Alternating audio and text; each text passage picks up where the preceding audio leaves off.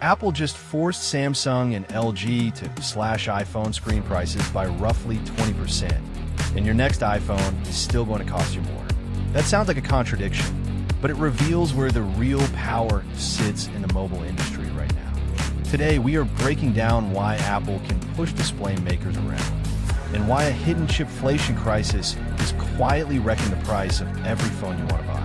Korean trade sources reported that Apple negotiated screen prices for the upcoming iPhone 18 Pro Max down to about $70 per panel, with Samsung and LG expected to settle even lower around $66.50. Last year, Apple paid roughly $80 and over $100 the year before that. Apple is demanding a cheaper price on an objectively better screen.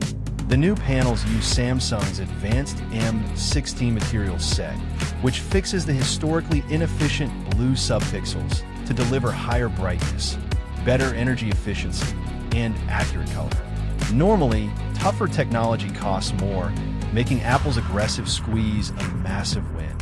On paper, how can Apple bully screen makers while taking a beating elsewhere? It comes down to memory. The monopoly, just three companies, Samsung, SK Hynix, and Micron, control over 95% of the world's memory supply. The AI pivot. Factories are shifting capacity away from cheap phone memory, $5 to $10 chips, to build high-end AI server memory, $60 to $100 plus chips. Every wafer sent to AI servers stars the smartphone supply chain, a phenomenon the industry now calls chipflation. The cost explosion. Look at what this did to Apple. The memory inside the iPhone 17 Pro cost roughly $39. The same memory allocation for the iPhone 18 Pro is estimated at up to $145, a staggering 272% jump. Tim Cook called this scale of cost increase completely unsustainable. Memory. Apple has zero leverage. Memory makers have massive, high-paying customers in the AI sector and simply don't need to cut Apple a deal. Displays. Screens are entirely different.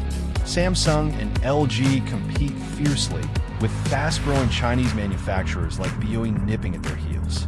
When suppliers compete, the buyer holds the power, which is why Apple squeezed display pricing to the bone. Even under this intense margin pressure, Samsung is pushing forward with a $46 billion new screen factory investment in Korea.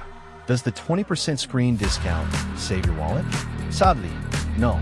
The $13 saved on the display is completely wiped out by the $300 plus jump in total parts cost for top-tier models, driven by expensive storage and the new A20 Pro chip, which may cost up to $280 on its own.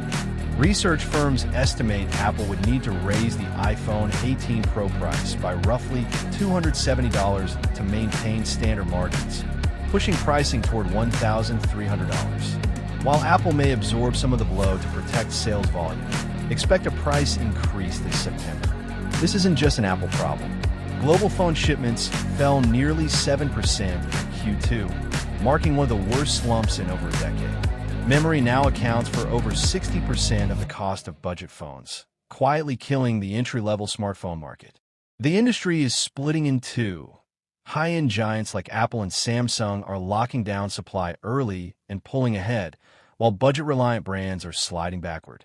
If you're buying a phone this fall, expect the iPhone 18 Pro and Pro Max to cost more. The screen deal softens the blow, but it doesn't erase it, and with experts warning this memory shortage could stretch past the end of the decade, relief isn't coming soon. If this helped make sense of the market mess, hit like and subscribe for weekly breakdowns. Next time, we'll look at which phones are actually worth buying while all of this plays out. See you there.